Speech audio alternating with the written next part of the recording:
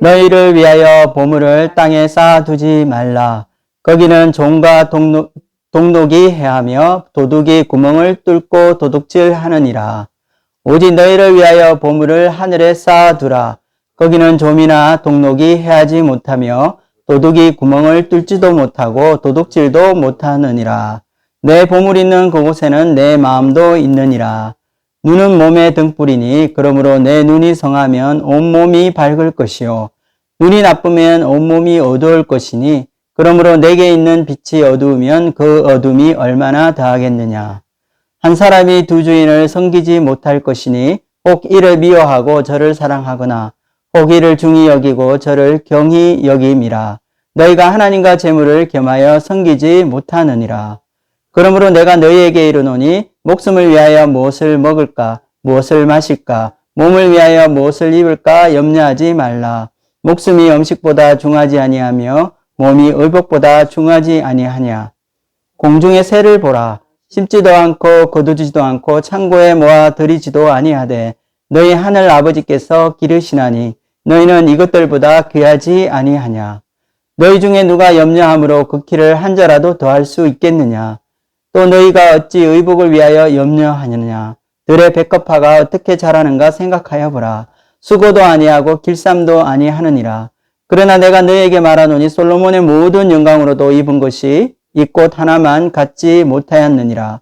오늘 있다가 내일 아궁이에 던져지는 들풀도 하나님이 이렇게 입히시거든. 하물며 너희일까 보냐. 믿음이 작은 자들아.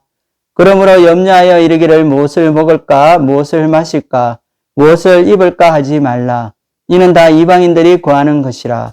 너희 하늘 아버지께서 이 모든 것이 너희에게 있어야 할 줄을 아시느니라.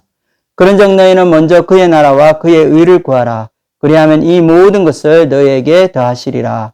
그러므로 내일 일을 위하여 염려하지 말라. 내일 일은 내일이 염려할 것이요 한날의 괴로움은 그날로 족하니라. 아멘.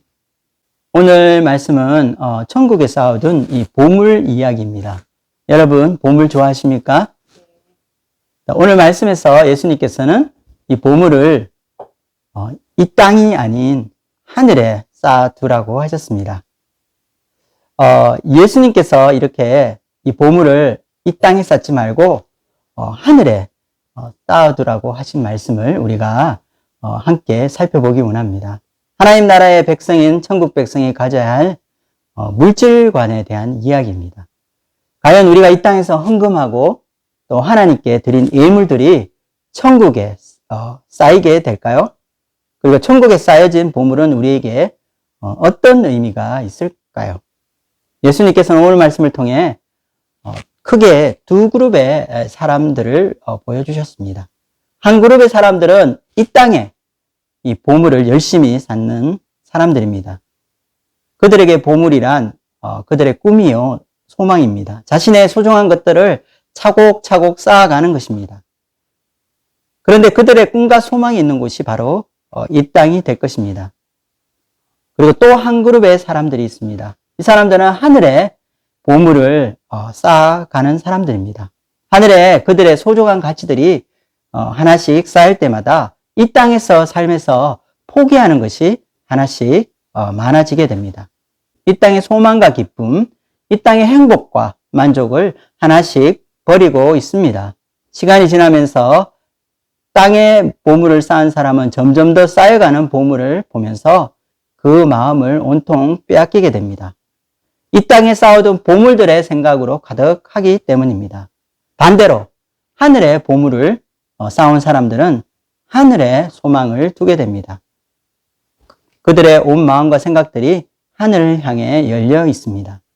여러분은 보물을 어디에 쌓고 계십니까? 우리가 함께 오늘 말씀을 나누며 천국에 보물을 쌓으라고 하신 예수님의 뜻이 무엇인지 묵상해 보는 시간이 되었으면 좋겠습니다. 그렇다면 다 함께 19절 말씀을 보겠습니다. 너희를 위하여 보물을 땅에 쌓아두지 말라. 거기는 좀과 동록이 해하며 도둑이 구멍을 뚫고 도둑질하느니라. 보물을 땅에 쌓아두지 말라고 한 이 헬라어, 이 원어를 직역해 보면 보물을 땅에 쌓아두는 일을 멈추라는 뜻이 됩니다. 이것은 두 가지 일 중에 한 가지 일을 멈추고 다른 것에만 집중하여 추구하라는 뜻이 있습니다. 예수님께서는 우리가 소중하게 생각하는 보물들을 쌓아두는 이 일 자체를 나쁘게 보시지는 않습니다. 오히려 우리의 삶이 이와 같이 자신의 소중하고 가치 있다고 생각하는 이 보물들을 쌓아가는 과정인 것을 말씀해 주십니다. 그래서 문제는 방향입니다. 보물들을 이 땅에 쌓아둘 수도 있고 아니면 보물을 하늘에 쌓아둘 수도 있는 것입니다. 그런데 예수님이 원하시는 방향은 어디입니까? 이 땅입니까? 아니면 하늘입니까? 예수님은 두 가지 방법 중 하나의 방법을 금지하시고 또 하나의 방법을 권면하여 주십니다. 그런데 여기서 중요한 것은 너희를 위하여라는 수식어입니다. 예수님이 이 땅에 쌓아두는 방법을 막으시려는 이유는 무엇일까요? 우리를 위해서 그렇게 하신다고 말씀하시는 것입니다. 우리에게 유익이 되지 않기 때문입니다. 이 땅에 보물을 쌓아두는 방법이 현명한 방법이 아니기 때문입니다. 그래서 예수님께서는 이 보물을 이 땅에 쌓아두는 것을 멈춰라고 말씀하십니다. 그렇다면 왜 이 땅에 쌓아두는 것이 우리를 위해 좋지 않을까요? 그것은 보물을 이 땅에 쌓아두게 될 때 그 보물의 안전성을 보장할 수 없는 것입니다. 예수님께서는 이것에 대해서 세 가지를 말씀하셨습니다. 좀과 동록과 도둑입니다. 이 땅에 보물을 쌓아두었을 때 이것을 노리는 세 가지 적들이 있습니다. 좀은 옷가지를 망치게 하고 동록은 돈과 귀중품을 녹슬게 만듭니다. 그리고 도둑은 보물을 훔쳐감으로 우리가 모은 재산에 막대한 피해를 입히게 되는 것입니다. 예수님께서 말씀하신 것은 1세기 이 유대 사회 당시에 일반적인 재산 보관법에 대한 이야기입니다.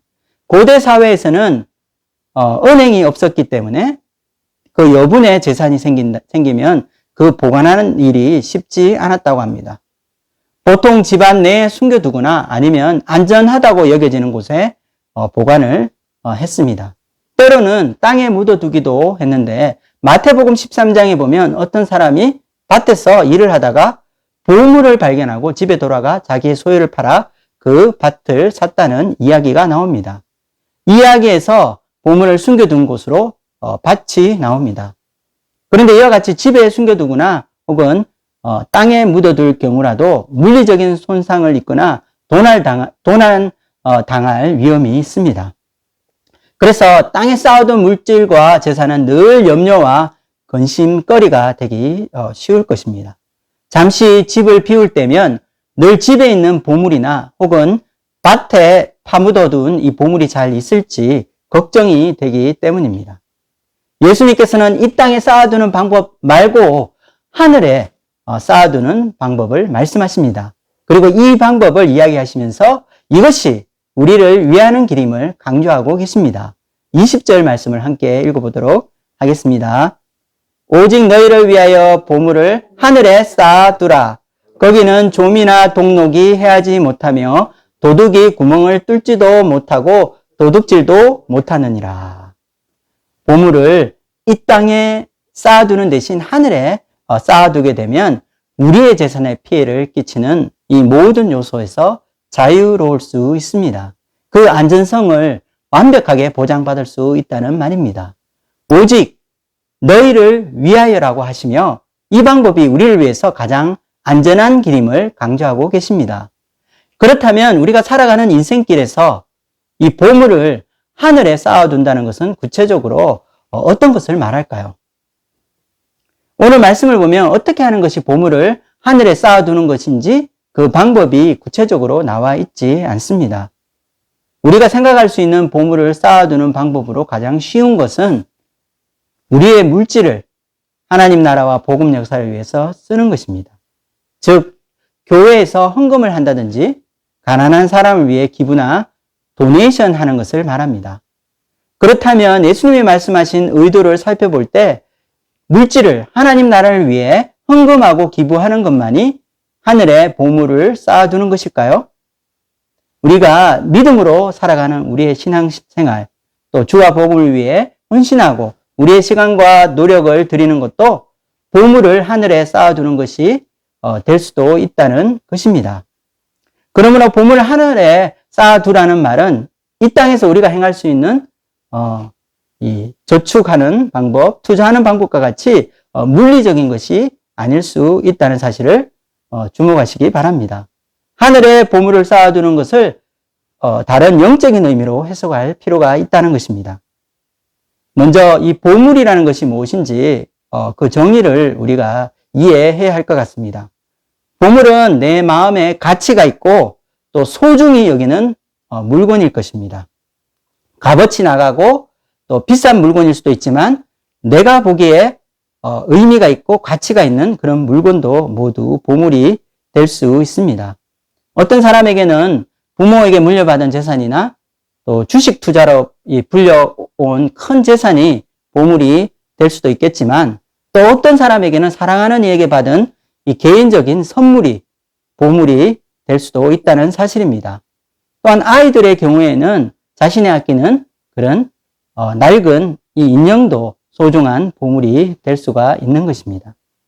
그러므로 내가 이 땅에 보물을 쌓아둔다는 말은 내가 이 땅에 있는 어떤 것들을 나의 소중하고 가치 있는 것으로 여긴다는 말로 바꿀 수 있을 것 같습니다.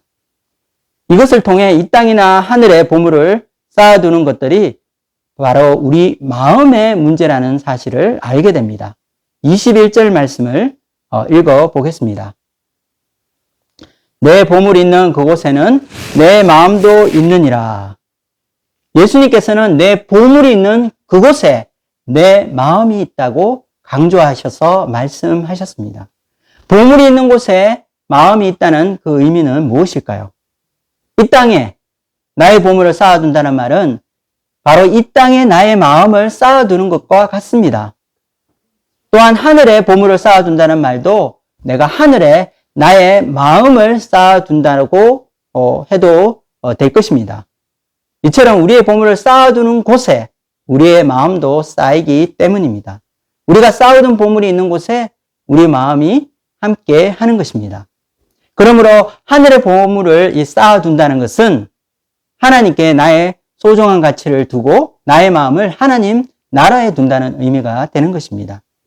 예를 들어 내가 열심히 일해서 번 돈의 일부를 헌금한다든지 혹은 나의 소중한 시간들을 들여 교회를 섬기거나 이 봉사를 하는 것과 같이 모든 선한 일들이 하늘에 보물을 쌓아두는 행위가 될 수 있을 것입니다. 그런데 문제는 내가 이 신앙생활을 하는 것, 또 물질을 헌금하고 또 시간을 들여서 이렇게 봉사하고 헌신하는 이런 이유와 동기가 하나님이 나의 가장 소중한 가치이기 때문이 아니라 하나의 종교적인 행위나 사람들에게 보이기 위한 행동에 불과하다면 이것도 천국의 보물을 쌓는 행위가 될 수 있을까요? 우리는 열심히 헌금하면 이것들이 하늘에 쌓인다고 생각합니다. 그렇다면 물질적으로 부유한 사람이 더 많은 헌금을 하게 되면 하늘에 더 많은 보물들이 쌓이는 것일까요?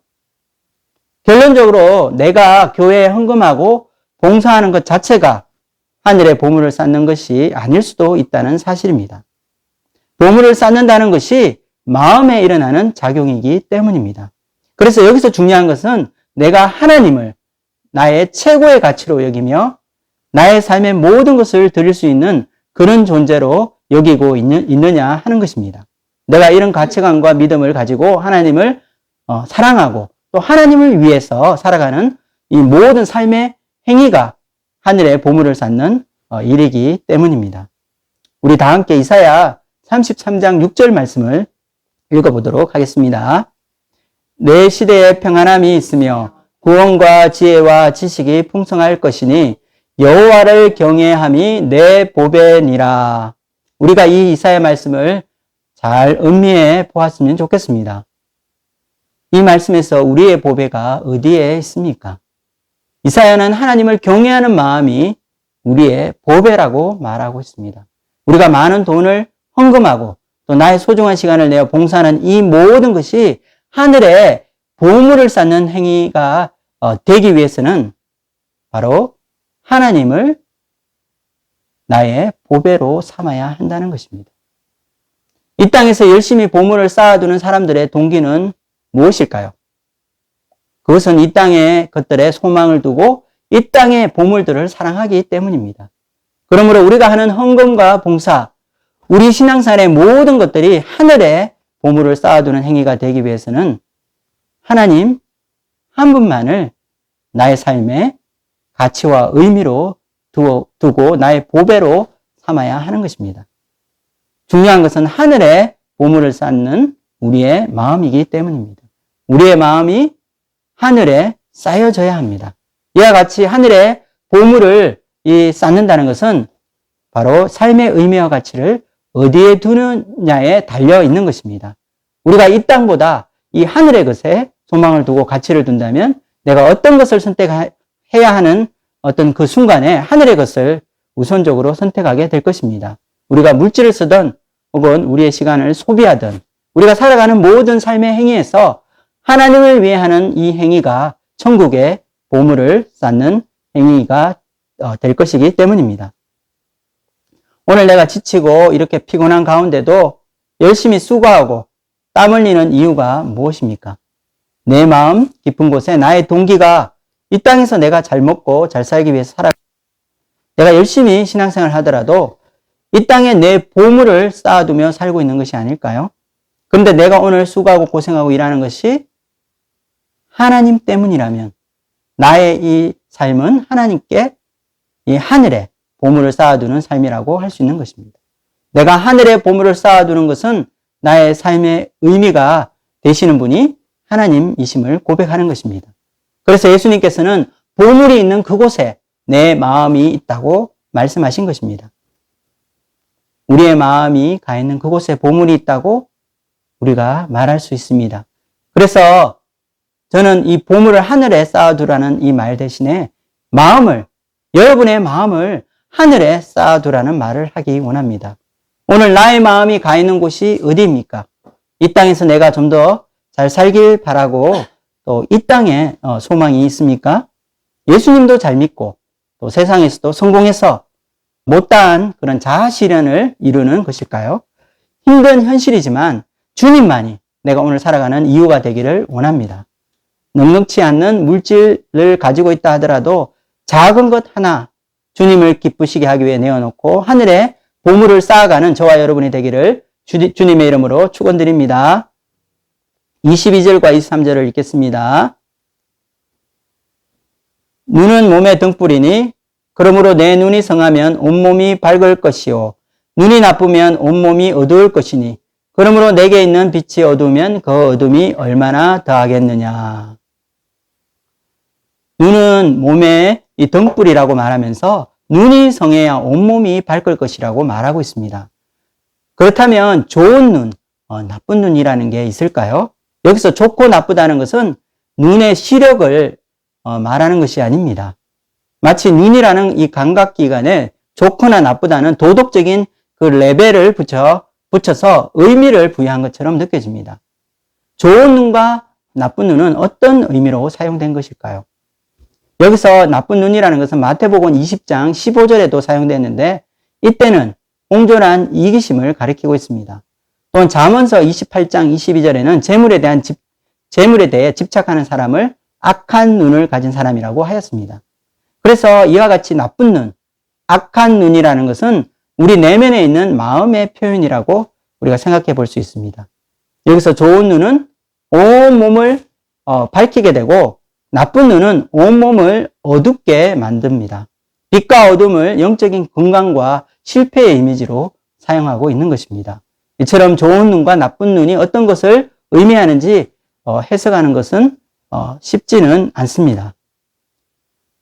유대인들은 사람의 감각기관이 서로 연결되어 있다고 생각했습니다. 그래서 특별히 이 눈과 우리 심장이 서로 연결되어 있다고 여겼습니다. 유대인들에게 있어서 이 심장이라는 것은 우리의 생각과 마음의 중심이었습니다. 그래서 이 눈과 심장이 연결되어 있기 때문에 눈이 좋고 성하다는 것은 시력이 좋다는 말이 아니라 마음이 깨끗하고 맑다는 뜻입니다. 즉 욕심이 없다는 것입니다. 반대로 눈이 성하지 않거나 나쁘다는 말은 마음에 욕심이 많다는 의미가 될 것입니다. 그래서 눈이 성하면 온몸이 밝을 것이라는 것은 우리가 무엇을 보고서 또 무슨 마음을 품느냐에 따라 우리 인생이 빛처럼 밝을 수도 있고 또 캄캄하고 어두울 수 있다는 것을 말해 줍니다. 앞에서 눈이 성한 사람은 자기 욕심을 쫓지 않고 가난한 자들의 필요에 마음이 열린 자들입니다. 하나님께서 기뻐하시는 일을 하고 또 제대로 살고 있는 것입니다. 그러나 반대로 눈이 어두워 마음의 욕심을 품고 있는 사람은 옆에 있는 헐벗고 가난한 이웃에 대해 관심이 없습니다. 오직 자기의 이기적인 욕심을 충족시키기 위해서 행동합니다. 이런 사람은 영적으로 어둡고 캄캄한 길을 걷고 있는 사람들입니다. 성지 순례를 위해 이스라엘 지역을 여행해 보면 자선단체 모금원들이 마을을 돌면서 하는 말을 들을 수 있습니다. 그들은 다른 사람들에게 이 도네이션하고 기부하도록 장려하기 위해서 이런 말을 한다고 합니다. 아름다운 눈으로 기부하세요. 여기서 이 아름다운 눈이라는 게 바로 이 좋은 눈을 의미한다고 할 수 있습니다. 이처럼 좋은 눈이라는 것은 다른 사람의 필요를 살피고 가난한 자에게 넉넉히 베풀어주는 마음을 가졌음을 의미합니다. 반대로 나쁜 눈을 가진 사람은 욕심으로 눈이 감겨져서 다른 사람의 필요를 깨닫지 못하고 물질에 대한 이 욕심이 가득하여 주변에 궁핍하고 가난한 사람을 외면하는 사람이라고 생각해 볼 수 있습니다. 이와 같이 나쁜 눈을 가진 사람의 온몸이 어둡고 캄캄한 것은 그들의 마음에 이 하나님의 긍휼과 사랑의 빛이 들어갈 수 없기 때문입니다. 예수님은 이와 같이 눈이 감겨져서 남의 궁핍함과 필요를 보지 못하는 것을 심각하게 여기고 계십니다. 이것은 그가 하나님의 긍휼의 마음을 외면할 정도로 마음이 병들어 있음을 보여주는 것입니다. 이 사람이 하나님을 믿지 않는 세상 사람들이라도 문제가 되겠지만 만일 하나님을 섬기는 사람이라면 이 문제는 더욱더 심각해지는 것입니다. 예수님은 이와 같이 물질에 대한 욕심에 사로잡혀 하늘의 보물을 쌓지 않고 하나님의 긍휼의 마음을 품을 수 없는 자들을 향해서 우상 숭배자라고 말하고 있습니다. 유대 율법에는 이 우상 숭배하는 자들은 돌에 맞아 죽어야 하는 심각한 범죄에 해당합니다. 24절을 읽어보겠습니다. 한 사람이 두 주인을 섬기지 못할 것이니 혹 이를 미워하고 저를 사랑하거나 혹 이를 중히 여기고 저를 경히 여김이라. 너희가 하나님과 재물을 겸하여 섬기지 못하느니라. 물질은 사실 우리에게 꼭 필요한 것입니다. 물질이 없으면 우리의 생계와 삶을 영위해 나갈 수 없기 때문입니다. 이처럼 물질 자체는 가치 중립적인 것입니다. 그런데 예수님께서 이 재물을 사랑하는 것에 대해서 이렇게 우리에게 각별한 경각심을 일깨워 주는 이유가 있습니다. 바로 물질을 사랑하는 마음이 영적인 문제이기 때문입니다. 즉 우리가 하나님 외에 물질을 더 사랑하게 된다면 하나님을 덜 사랑하는 것이 될 것입니다. 이것은 우선순위에서 하나님이 물질에 의해 밀리는 것입니다. 예수님께서 우리가 물질을 하나님보다 더 사랑하는 것을 우상 숭배라고 하셨습니다. 이와 같이 물질을 하나님보다 더 사랑하는 사람들은 이 하늘에 보물을 쌓아둘 수 없습니다. 그들의 보물은 이 땅에 있기 때문입니다. 우리의 마음이 하나이기 때문에 하나만을 가장 우선순위에 두고 가장 사랑하게 될 것입니다. 하나님이 있어야 할 그 자리에 물질이 들어가게 되면 바로 우상 숭배가 되고 이런 사람은 이 땅에 소망을 두고 이 땅에서 보물을 쌓아가는 어리석은 자가 되고 마는 것입니다.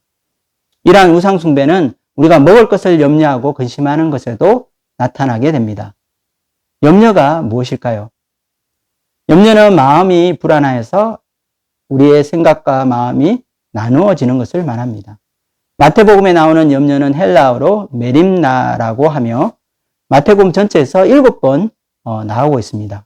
그런데 여기 본문에서 6번이나 사용되었습니다. 이것은 인간이 먹고 사는 문제에 얼마나 연약한 존재인가를 보여주고 있습니다. 우리는 늘 염려하고 또 염려와 근심에 빠지기 쉬운 자들입니다. 이러한 염려는 미래에 대한 불안에서 시작됩니다. 미래에 있을지도 또 모르는 그런 일들에 대한 염려인 것입니다. 염려는 믿음의 부재입니다. 하나님께 대한 현실적인 신뢰가 가장 핵심적인 문제일 것입니다. 우리가 미래를 하나님께 맡기지 못할 때 우리는 하나님을 신뢰하지 않는 것입니다. 하나님을 신뢰하지 않는다는 것은 눈에 보이지 않는 이 하나님보다 눈에 보이는 물질을 더 의지하고 믿는다는 뜻입니다. 눈에 보이는 많은 물질이 자신의 삶과 생계를 지켜줄 것이라고 믿기 때문입니다. 결론적으로 하나님께 대한 믿음이 부족할 때에 우리는 염려하게 되는 것입니다. 그러므로 염려는 하나님보다 물질을 더 신뢰한다는 의미가 되며 이것도 우상 숭배가 되는 것입니다. 우리 함께 25절 말씀을 읽어보겠습니다. 그러므로 내가 너에게 이르노니 목숨을 위하여 무엇을 먹을까? 무엇을 마실까? 몸을 위하여 무엇을 입을까? 염려하지 말라. 목숨이 음식보다 중하지 아니하며 몸이 의복보다 중하지 아니하냐. 예수님께서는 우리에게 무엇을 먹을까? 무엇을 마실까? 염려하지 말라고 하십니다. 우리가 염려하는 음식과 이 옷이 하나님 보시기에 우리의 목숨이나 몸보다 중요하지 않기 때문입니다. 예수님께서는 우리의 염려를 불식시키기 위해서 길가에서 흔히 볼 수 있는 새를 예를 들어 말씀하셨습니다. 새도 하나님이 먹이시고 돌보신다면 하나님의 자녀인 우리는 하나님이 더욱더 돌보시고 또 먹이시지 않을까요? 26절 말씀을 읽어보겠습니다. 공중의 새를 보라. 심지도 않고 거두지도 않고 창고에 모아 들이지도 아니하되 너희 하늘 아버지께서 기르시나니 너희는 이것들보다 귀하지 아니하냐. 주님께서는 우리가 먹는 문제뿐 아니라 입는 문제, 즉 의식주 전반에 대해 우리의 염려를 지적하고 계십니다. 우리는 오늘 하루 먹을 양식이 있다 하더라도 미래를 염려하는 자들입니다. 최소한의 양식이 있는데도 우리는 다른 사람과 비교하며 자신을 초라하게 생각합니다. 이처럼 이 비교의식은 하나님께 감사하는 마음을 뺏어가게 됩니다. 우리가 염려에 휩싸일 때 마음에 불평하게 되고 현실에 있는 물질에 더 마음을 두게 됩니다. 이 땅에 조금이라도 더 쌓아두고자 눈에 보이는 것들을 끌어모으며 움켜쥐고자 할 것입니다. 염려는 우리의 시선을 이 하늘에 두지 못하게 하며 이 땅에 이 보물들을 찾게 만듭니다. 우리가 믿음으로 염려를 벗어버리고 현실에서 더 가지려고 또 더 모으려고 하는 이런 마음들을 버리게 되기를 원합니다. 감사하는 마음이 우리를 하나님께 향하게 할 것입니다. 하나님이 주신 것으로 우리가 겸손하게 감사할 때 우리는 하나님과 더욱더 가까워질 것입니다. 눈에 보이는 세상보다 보이지 않으시는 이 하나님을 의지하기 때문입니다. 우리가 현실 문제에 빠져 염려하지 말고 하나님이 만드신 이 모든 자연을 둘러보며 하늘의 이치를 배우기 원하셨습니다. 세상의 아름다운 꽃들을 바라보면서 하나님이 이 하찮은 들풀 하나도 이렇게 사랑하시고 또 이렇게 아름다운 것들로 입히시는지 우리는 깨달아야 합니다. 예수님을 믿지 않고 믿음 없이 살아가는 세상 사람들은 이 솔로몬의 영광을 그들이 가장 아름답고 최고의 삶이라고 생각하고 있을 것입니다. 하지만 예수님께서는 하나님께서 입히시고 가꾸시는 들에 피어있는 이 이름 없는 꽃 하나가 이 솔로몬의 모든 영광보다도 더 크다고 말씀하십니다. 28절과 29절을 읽어보겠습니다. 또 너희가 어찌 의복을 위하여 염려하느냐. 들의 백합화가 어떻게 자라는가 생각하여 보라. 수고도 아니하고 길쌈도 아니하느니라. 그러나 내가 너희에게 말하노니 솔로몬의 모든 영광으로도 입은 것이 이 꽃 하나만 갖지 못하였느니라. 하나님께서 우리가 염려하는 먹고 사는 문제보다 더 큰 영광을 우리에게 입혀주시는 그런 분이시라는 것을 예수님께서 보여주고 계십니다. 들에 피인 야생화의 아름다움을 통해서 솔로몬의 이 부귀영화보다 더 아름다운 영광을 발견하는 사람은 하늘의 보화를 쌓아가는 영적인 눈이 열린 사람들일 것입니다. 우리가 들에 핀 작은 꽃을 통해 솔로몬의 영광보다 크신 이 하나님의 영광을 발견할 수 있기를 원합니다. 우리가 매일 보는 이 주변의 자연과 이 온 세상에 가득히 입혀진 이 하나님의 영광을 우리가 찾을 수 있을 것이기 때문입니다. 우리가 염려하는 것은 사실 우리가 배고프거나 헐벗기 때문이 아니라 우리 마음에 욕심이 있기 때문입니다. 당장 내일 먹을 끼니가 없어서 혹은 입을 옷이 없어서 염려하는 사람은 드물 것입니다. 오히려 다른 사람과 비교하며 내가 작고 초라해 보인다고 생각하는 것이 문제입니다. 다른 사람은 성공하고 잘 나가는 것 같은데 자신은 늘 부족하고 비천해 보이는 이 비교의식으로 우리는 염려하고 고민하고 있는 것입니다. 그러나 하나님을 믿지 않는 세상 사람들이 가장 영광스럽다고 생각하는 이 솔로몬의 모든 영광과도 비교할 수 없는 이 영광을 우리 믿는 크리스찬들이 받아 누리게 될 것을 우리는 믿어야 할 것입니다. 이 땅에 소망을 두지 않고 하늘 영광을 바라보는 자에게 주시는 큰 축복이 있습니다.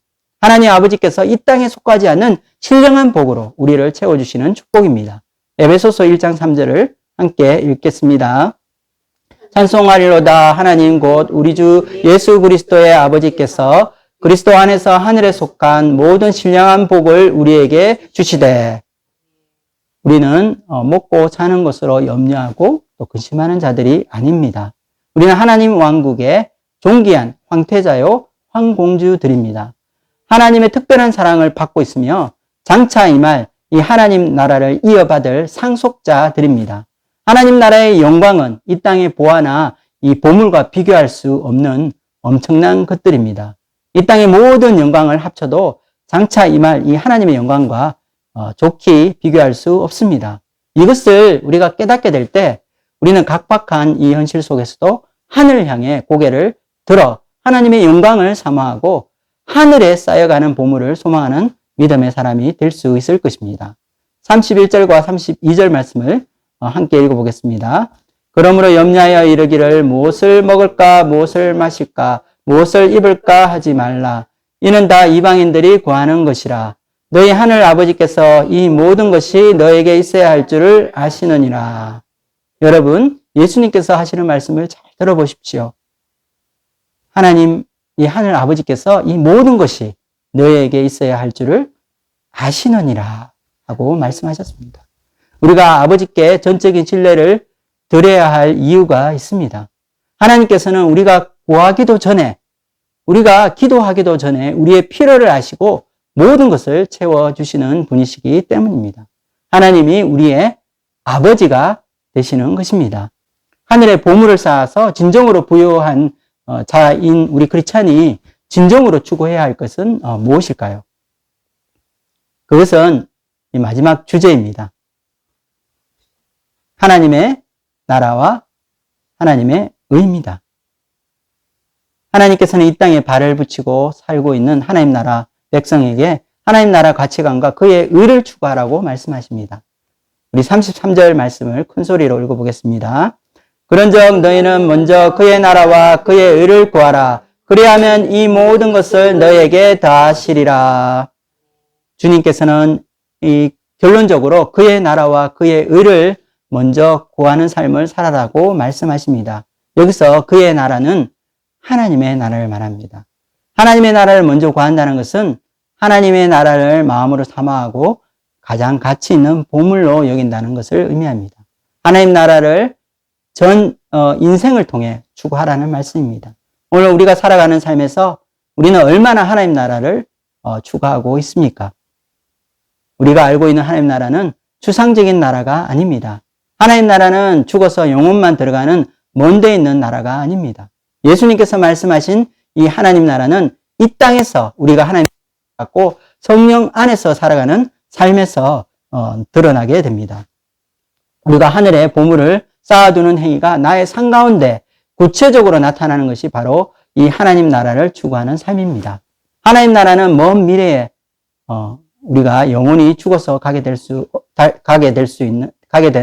알 수 없는 그런 미지의 나라가 아니라 지금 내 안에 이루어지고 완성되어지는 나라를 말합니다. 예수님께서 승천하심으로 이 땅에 보혜사 성령님이 하나님의 선물로 우리에게 주어졌습니다. 성령님이 내주하시는 자는 우리 안에 이미 하나님 나라가 임한 것입니다. 로마서 14장 17절을 함께 읽겠습니다. 하나님 나라는 먹는 것과 마시는 것이 아니요 오직 성령 안에 있는 의와 평강과 희락이라. 하나님의 나라는 먹고 마시는 것이 아닙니다. 성령 안에서 지금 내가 누릴 수 있는 이 평안과 기쁨을 말합니다. 성령님께서 지금 나와 함께 하심으로 우리는 하나님 나라의 평안과 그 놀라운 기쁨을 누릴 수 있습니다. 우리가 하늘에 보물을 쌓는 삶은 바로 현재 나와 함께 하시고 또 나의 삶을 인도하시는 이 하나님을 나의 삶의 최고의 가치로 삼고 살아가는 이 모든 것을 말할 것입니다. 또한 예수님께서 말씀하신 이 하나님의 의는 무엇일까요? 하나님의 의는 하나님의 완전하고 온전한 의입니다. 우리에게 이 하나님의 의를 구하라고 하는 것은 이 하나님의 완전한 이 의를 드리기를 사모하고 하나님의 의를 추구하라는 것입니다. 이 하나님의 의는 하나님 나라의 품격에 맞추어 놓은 의복과 같은 것입니다. 하나님이 가지고 계신 완벽한 의는 하나님의 완벽한 성품을 상징합니다. 하나님만이 가지고 있는 신적인 성품입니다. 이것은 바로 하나님의 이 아가페 사랑의 성품입니다. 하나님 나라의 백성으로 갖춰야 할 높은 수준의 의는 하나님 이 사랑의 성품을 담는 것을 말합니다. 예수님께서는 율법적이고 또 형식적인 이 완벽함을 추구하는 서기관과 바리새인들의 의를 능가하지 않으면 우리가 하나님 나라에 들어갈 수 없다는 말씀을 하셨습니다. 그러므로 예수님께서 말씀하시는 이 의는 우리의 삶을 완성시키고 하나님 앞에 흠도 점도 없는 온전한 이 하나님의 성품을 옷 입는 것을 말합니다. 우리가 장차 임할 천국에 살아가기 위해 이 천국 시민다운 이 성품이 갖추어져야 하는데 그것이 바로 하나님의 아가페 사랑인 것입니다. 우리 속에 하나님의 형상이 완성된 이 모습은 하나님의 사랑으로 충만한 이 성도의 모습입니다. 하나님의 형상이 회복되어 하나님의 사랑으로 충만한 삶을 추구하는 것이 하나님의 의를 사모하는 것입니다. 이렇게 하나님의 온전하고 완벽한 사랑의 성품을 나의 가장 소중한 보물로 여기는 것입니다. 하나님의 아가페 사랑을 배우고 닮아가는 삶이 바로 하늘에 보물을 쌓는 삶이기 때문입니다. 말씀을 정리하겠습니다. 우리는 이 땅에 보물을 쌓아가는 것을 멈추고 하늘에 보물을 쌓으라고 하시는 예수님의 명령을 들었습니다. 우리의 소중한 보물을 안정성이 보장된 이 하늘에 쌓는 것이야말로 가장 지혜로운 일일 것입니다. 내가 하늘에 보물을 쌓아둔다는 것은 나의 삶의 의미와 가치를 하나님께 두는 것을 말합니다. 보물을 하늘에 쌓아두라고 말하는 것은 마음을 하늘에 쌓아두라는 말과 같습니다. 하늘에 보물을 쌓아서 소중한 이 가치들이 쌓일 때마다 이 땅에서의 삶에서 포기하는 것들이 생기게 됩니다. 하늘의 보화가 쌓일 때 이 땅의 소망과 기쁨, 또 이 땅의 행복과 이 만족을 하나씩 버리게 되는 것입니다. 우리가 물질을 쓰든 우리의 시간을 소비하든 우리가 살아가는 모든 삶의 행위에서 하나님을 위해 살아가는 것이 바로 이 천국의 보물을 쌓는 것입니다. 하늘의 보물을 쌓는 삶을 위해서는 우리의 눈이 밝아져야 할 것입니다. 우리의 눈이 궁핍하고 가난한 자들에게 향하고 그들의 필요를 채워 주어야 합니다. 내일을 위해 우리가 염려하는 것은 우상 숭배입니다. 하나님을 신뢰하지 않고 물질을 더 의지하기 때문입니다. 주님께서는 이 자연을 우리에게 보여주시면서 하나님이 먹이시고 또 입히시는 것을 보라고 하십니다. 우리에게 임할 하나님의 나라의 영광이 이 솔로몬의 모든 영광과 비교할 수 없는 하늘 영광임을 말씀하십니다. 세상의 염려와 근심을 다 벗어버리고 우리가 추구해야 할 한 가지는 그의 나라와 그의 의를 구하는 것입니다. 먹고 마시는 즐거움이 아니라 내 안에 내주하시는 이 성령님 안에서 평안과 이 천국 기쁨을 누리게 되는 것입니다.